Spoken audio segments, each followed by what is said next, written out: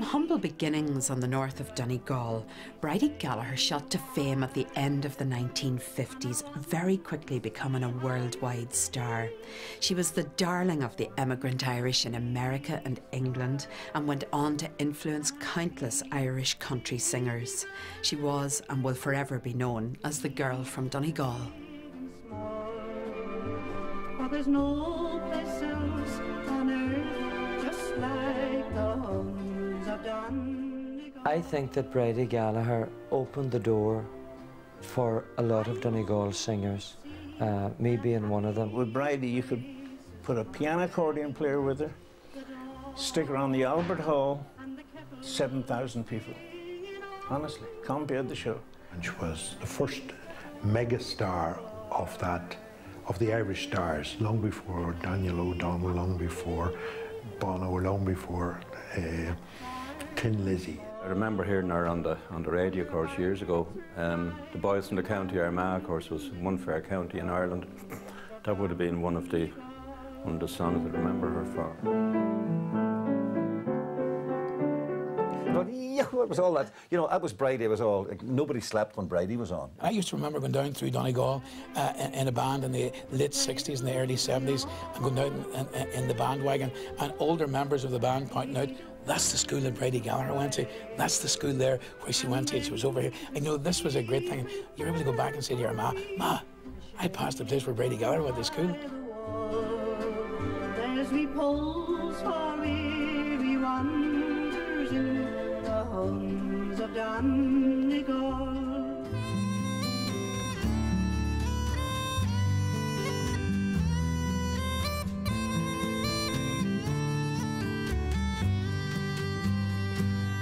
October winds lament around the castle of Dromore, yet peace is in her lofty halls, a fastia piagastor.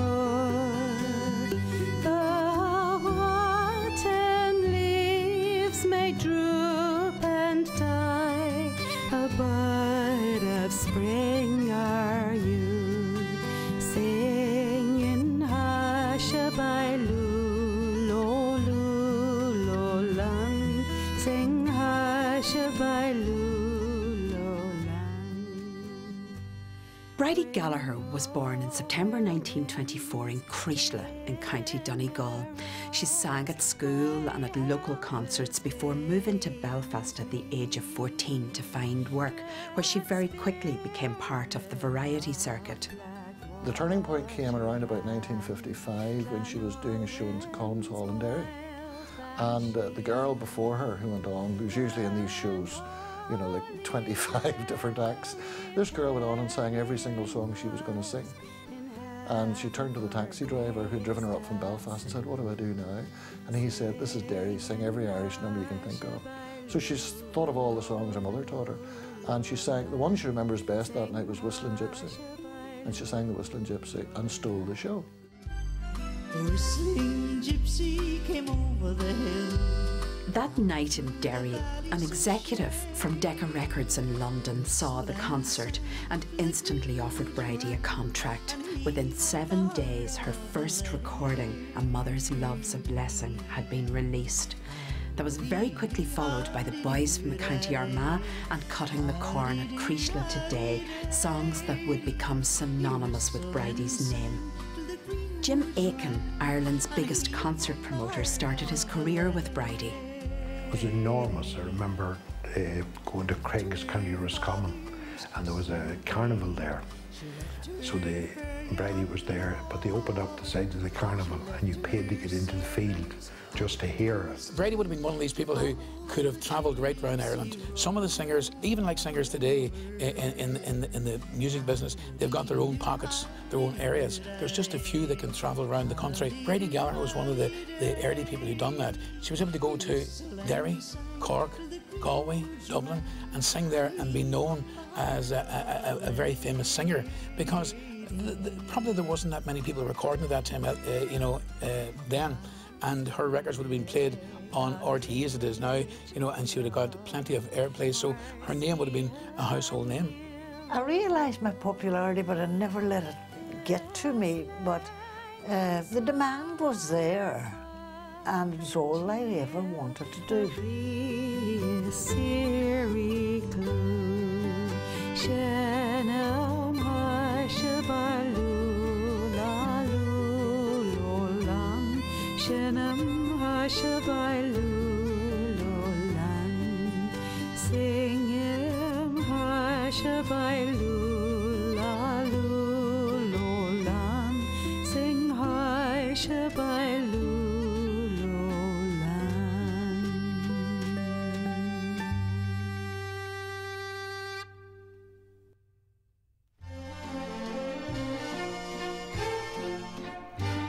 Dear Danny, I'm taking the pen in me hand. Under the guidance of her manager Phil Solomon, Bridie was very soon travelling beyond Ireland.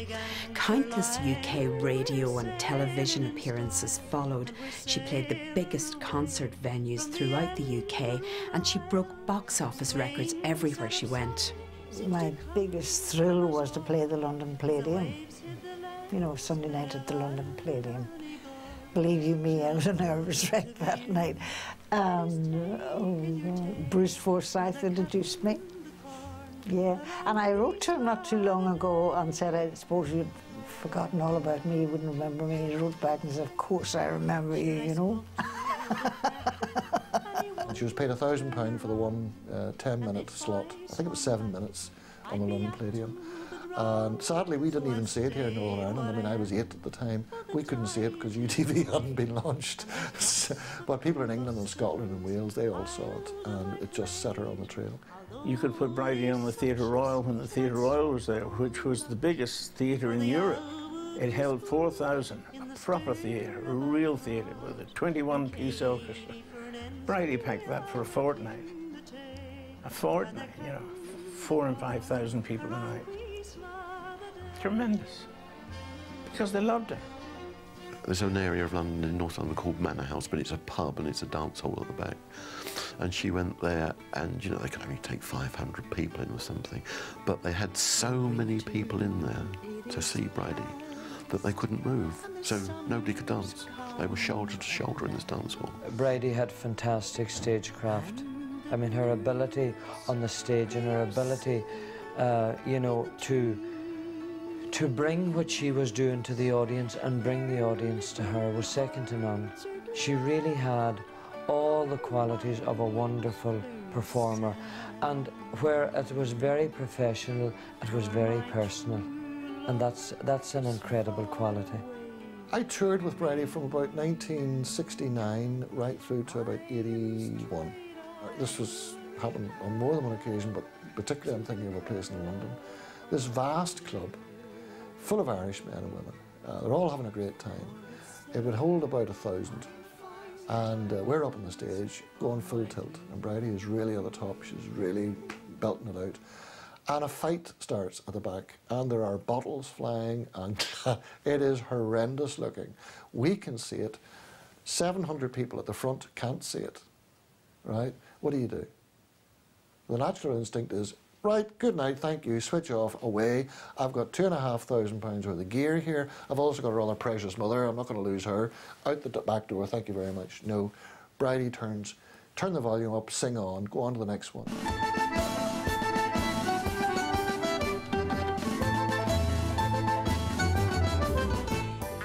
So we turned the volume up, right? And we go into the next number, and what she did, very cutely, she had a whole series of up-tempo fast numbers. So she's got the audience all clapping. So she's got 700, 800 people glued on her, clapping away like mad. This fight's still going on at the very back, but the bouncers eventually clear them out, and that's it sorted. Nobody knew there was a fight. Now, I have been at other dances or venues, and a fight starts, and all bedlam arises, you know. Why? Because the band stopped.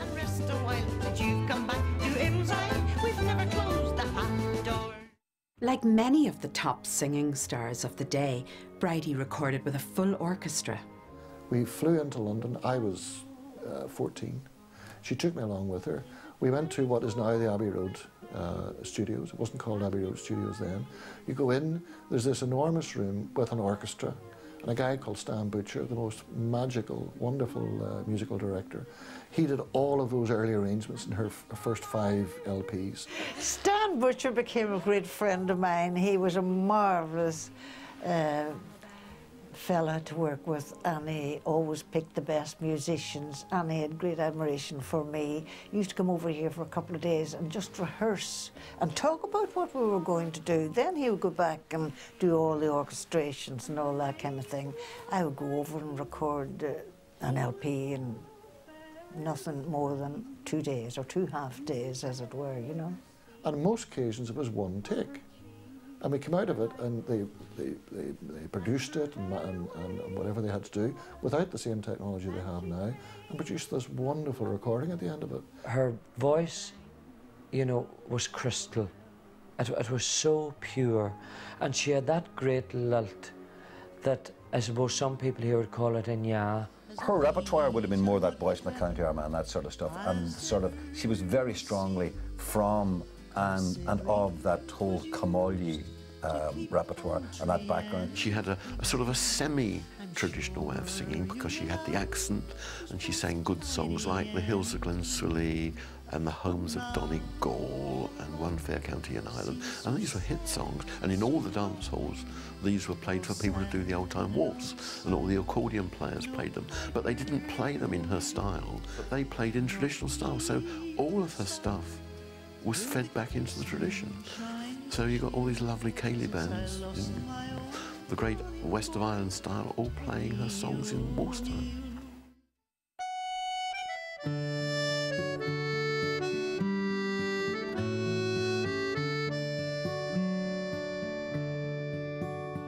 Oh, the trees are growing high, my love.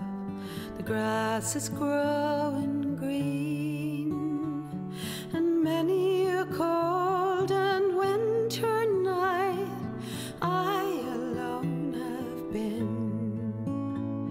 It is a cruel and bitter night that I must lie alone. Oh, the bonny boy is young, but he's growing. Bridie toured constantly. She made more than 20 trips to the USA alone, often being away from home for more than 10 weeks at a time. She was married with 2 small children, and the demands of this sort of lifestyle can't have been easy. That was the most difficult part, was my husband and I, as the Queen said, sat up till 3 o'clock in the morning discussing whether I would take the first offer that I got. That was in the Irish Club in Dublin, because I was leaving my 2 children. It was a case of do it now or don't. I never realised that it was going to reach the extent that it did. But it was very difficult. I would come home as often as I could, but you can imagine how heartbreaking it was. And coming home was lovely, but going away was really and truly heartbreaking, and you had to keep yourself together. And she had been away on tour for 8 weeks, and she was extremely homesick for her 2 little boys. And the show was coming to an end, and then she was heading to the States. And she said to my father, you know, I can't go to the States without seeing the boys. And he said, right, well, we'll see if we can fly you back to Belfast. And that was it. What in fact they did was they flew us over, and then on the night of the show, they were offering her a bouquet of flowers. They said, we have a little surprise. And myself and my brother were wheeled up, or marched up to the, well, my God. You know, the audience is in tears, all the cast are in tears, my mum was in tears, and we were sort of not knowing whether to cry or laugh, you know. It's once I had a true love, but now he's lying low, and I'll nurse his bonny boy while he's growing.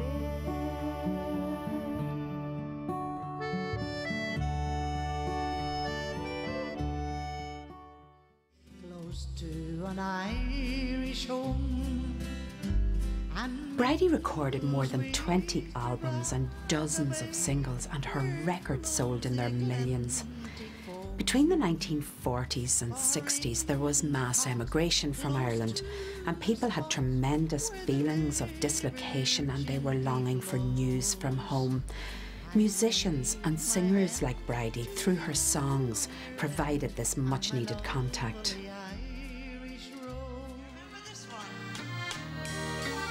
Sure, there's one fair county in Ireland with memories glorious and grand, where nature's lavishest bounty 'tis the orchard of Erin's green land, and I love its cathedral and city, once founded by Patrick so true, and it bears in the heart of its bosom the ashes of Brian Brew.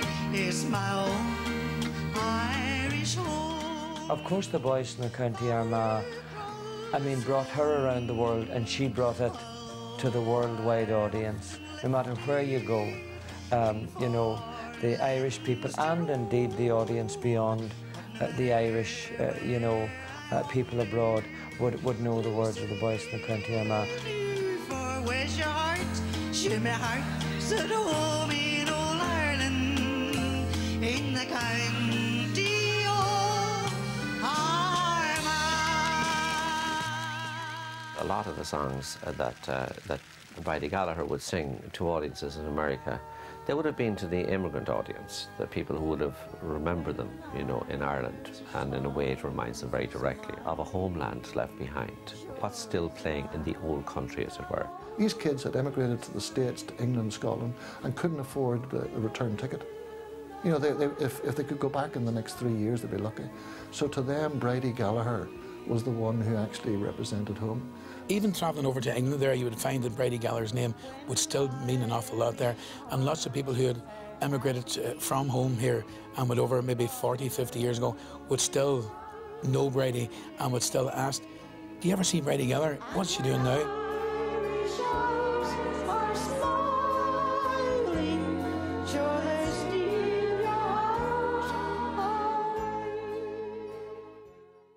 Bridie's life was not all plain sailing.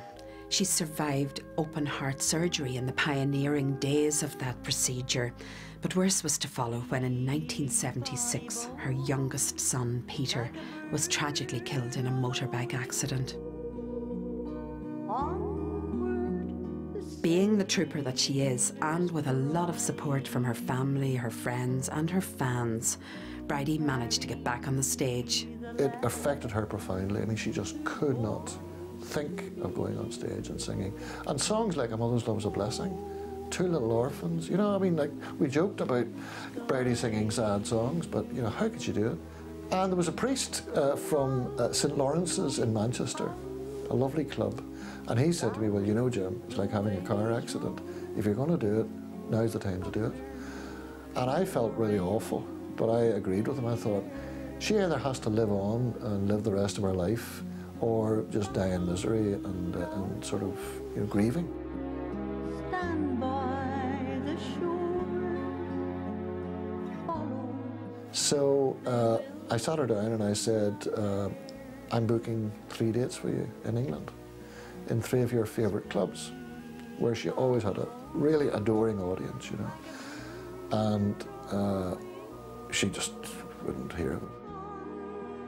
She eventually I talked her around, and we flew to Manchester, and we went down to the club, and the priest had told the parishioners that Sunday, that day, because it was a Sunday evening, what was happening. And unbelievable. You got a crowd there.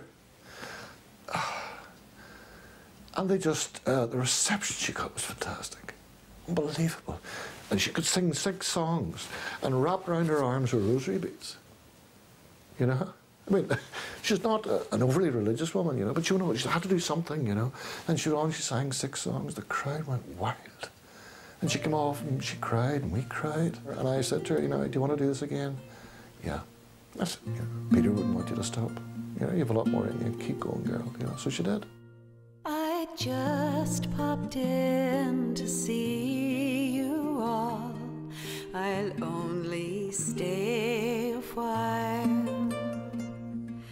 I wanted to see how you're getting on. I want to see your smile.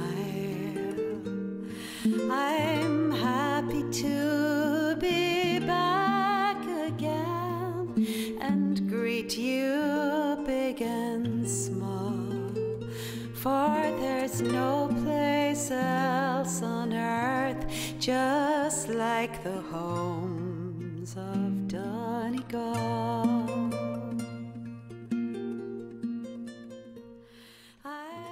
Bridie continued to tour and record right into the 1990s, and in the year 2000 the residents of Creeslet got together and decided to honour their most famous local. They created a festival and an award in her name, and fittingly she was the first recipient. Up the floor, and then to see a welcome free for travellers one and all. Oh, your hearts are like your mountains in the homes of Donegal. It was a very big occasion for me, and although a lot of people said to me it was long-waited, but it was, I think, at the right time, because I was coming to the end of my career, and all of a sudden they had this big, they call it the Bridie Gallagher Day, and there was people came from all over the country, you know, to see me. It was nerve-wracking, believe you me. Everybody sing. Irish home, far across the moor. I think that day in Creeslet I felt very proud to be there, and very, very pleased that the people in Creeslet thought it fit to honour her. It meant so much to me to be appreciated so much. I never thought the day would come when I would have such a following, you know. Bridie Gallagher's legacy and her influence is immeasurable. She sang the songs that everyone knew. In fact, I remember learning the Homes of Donegal when I was very small. Her records sold in their millions. She was a true star, and her fans remain loyal. For nearly 4 decades, Bridie Gallagher brought the music of Ireland to the Irish all over the world. I love to stay along with you and while away the night. Ann Greenan Theatre Letterkenny got on the ball and said to me, would she do a concert for us? And she sang fabulously. If it was to be her last, it was a brilliant one, and a great testament to her. But I wouldn't bank on it. I mean, she could surprise us all. I've said this all along, that I would love, before I go down, to tour around Ireland and meet a lot of, because I keep in touch with an awful lot of people from Ireland that I met and made friends with, and I'd love to go make a tour and meet them all back again, you know.